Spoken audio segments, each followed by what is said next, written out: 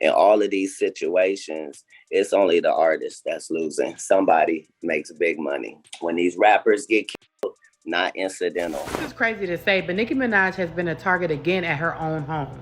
The news just broke out about this man that decided to trespass onto her property. So when the rappers say these that you've been doing these things to them, they're crazy and they're this and they're that.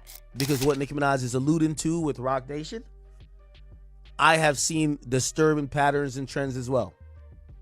I've seen that they use bully tactics to silence people. All right, y'all. This situation with Nicki Minaj is getting very scary. And the reason why no one in the mainstream is talking about it, because Nicki has been effectively shunned from the industry after aligning herself with politics. But this is not about left or right. It's about Nicki allegedly being targeted by Jay-Z and Roc Nation in an attempt to stop her from exposing all their dark secrets and shady business deals. Nicki has already been swatted multiple times over the years. Police were sent to her house with drawn, and they even tried to claim she was mistreating her son. Also, remember when Nicki's dad was killed in that bizarre hit and run in Long Island in 2021? Well, the driver who was responsible got only 1 year in prison. Just 1 year for ending an elderly man and then fleeing the scene without even trying to help him or calling the ambulance. You don't have to be a Nicki stan to admit that she's being targeted by someone very powerful. And while some folks will be quick to brush it off as just a coincidence, how many coincidences can you really ignore until you admit this looks like a pattern? Because if there's one thing you should know about the entertainment business is that it's essentially run like a mafia. Katt Williams already warned us about this. According to Katt, when it comes to this industry, nothing is coincidental. Everything is planned and scripted. And whenever there's some scandal or a tragedy, you can be sure someone higher up is pulling the strings. I'm saying that everything that happens in a business that's based off of pretend that seems like a setup is. In business, nothing is coincidental, or you would be hearing who's losing money. In all of these situations, it's only the artist that's losing. Somebody makes big money. When these rappers get killed, not incidental. Somebody made $100 million and now don't have to talk to that artist or none of their crew. Don't have to validate none of their contracts. Now only got to deal with the mama, only got to see her once a year, and it's over. And the money goes up and up and up. So they killed this $20 million guy, but they reaped $60 million in benefits. Wow. And they had some people from your city do it. By the way, Katt already showed support for Nicki on one issue, the so-called transgender agenda in Hollywood. Nicki has been very vocal about how harmful it is to let young people have reassignment surgery. And we've all seen that this is becoming a trend in Hollywood, with celebrities claiming their children are trans before they even hit puberty. I personally don't have an issue with the trans part of the LGBT at all. I am the biggest advocate for adults being able to do whatever the heck they want to do. They're adults. I don't care. I only mentioned something because when it comes to children, I wouldn't even allow my 17-year-old daughter to get breast implants.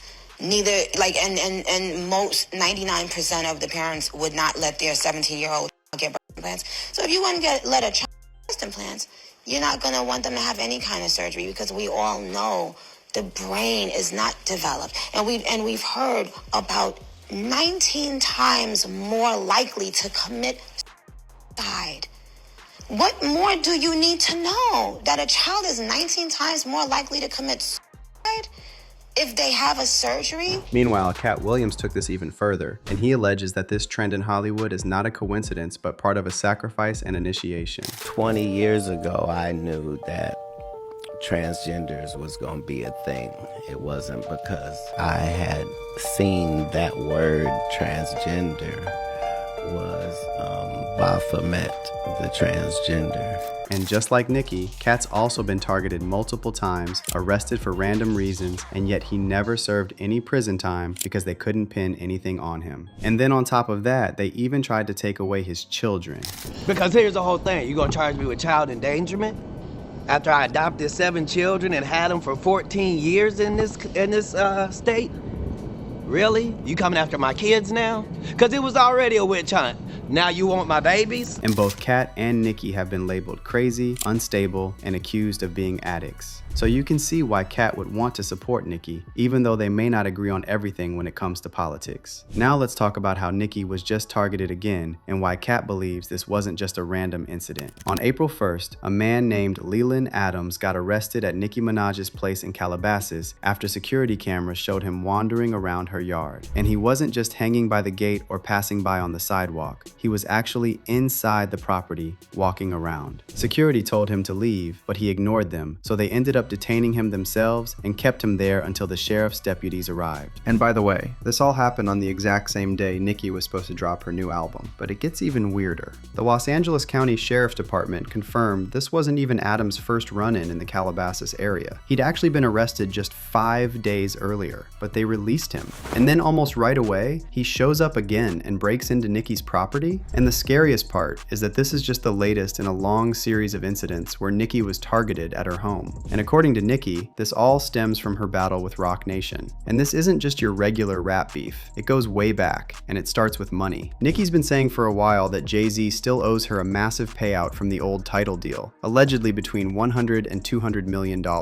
And according to Nicki, ever since she started publicly talking about Roc Nation's shady financial moves, she's been targeted both professionally and privately. Back in June 2023, someone called CPS and claimed Nicki's son was being mistreated. The cops then swarmed Nicki's house while she and her son were inside. So just imagine what a scary experience that must have been for her. Just weeks after the CPS incident, someone called 911 and claimed there had been a shooting at Nicki's house. And again, cops showed up while Nicki was home with her son. But that wasn't the end of it. Fast forward to April 2025, and there was another swatting incident. This time, someone directly called the sheriff's business line and claimed a black woman had been on Nicki's property. And again, police swarmed Nicki's house, ready to confront a shooter over a fake report. Nicki later posted about this incident on X, and she said that 20 officers with guns drawn pointed at her house while she was inside with her toddler. And that's when Nicki started naming names, and she directly called out Jay-Z's tight-hand woman and the CEO of Roc Nation, Desiree Perez. Now, the thing about Desiree is that she has a very shady past, and it seems most rappers are too scared to even mention her name. There's only a handful of people who are brave enough to do so, and one of them is Dame Dash. Dame brought up Desiree during his appearance on The Sway in the Morning, and he said that once he learned Jay-Z hired a federal informant to run his company, it really opened his eyes to how Jay-Z operates. Dame pointed out that many of his friends and partners, including Rockefeller co-founder Kareem "Biggs" Burke, went through a lot of trouble with different federal agencies. So the fact that Jay would turn around and hire a federal informant was disturbing, to say the least. This is the one time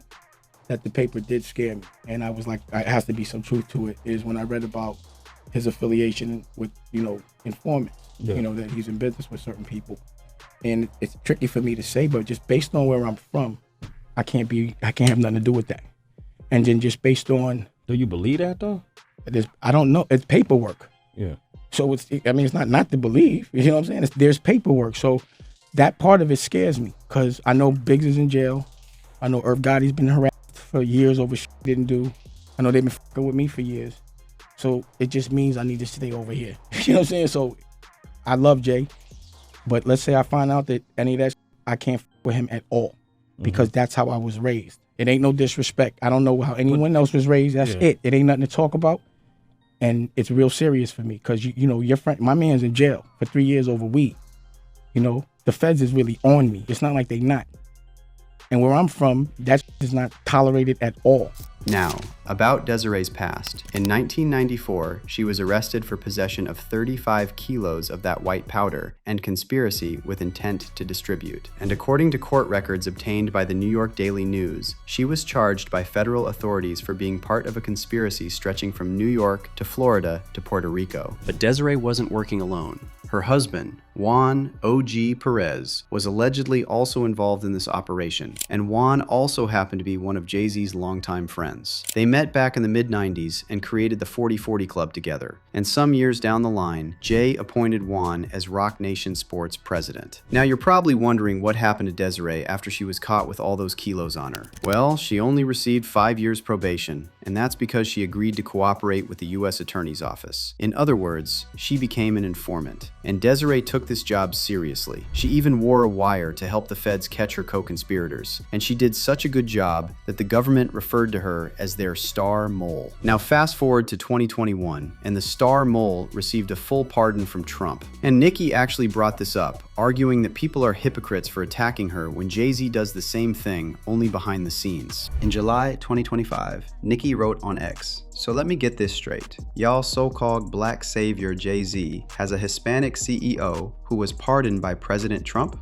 Interesting. So does that mean Desiree isn't a Democrat? Black people, I thought y'all hate all Trump supporters. Wait, did Jay-Z ever campaign for Kamala? He's above speaking out to help his party? Or was it not his party? Is it just about who can benefit him and Desiree at the time? Oh, black people, it looks like the Jigga Man and Desiree played y'all once again." But Nicki didn't stop there. She also explicitly accused Desiree Perez and Roc Nation of being behind all those swatting incidents, claiming that people inside Roc Nation want to silence her and make her look crazy so nobody will believe that they owe her money. So you have both Nicki and Katt Williams being labeled crazy every time they speak out on how this industry really works. And they've both been targeted multiple times by police and falsely accused. Is it just a coincidence? Well, that's up to you to decide. But I think we can all agree that you shouldn't put anything past people who only worship money and power. Now let me know your thoughts on all this in the comments, and stay tuned for the next video.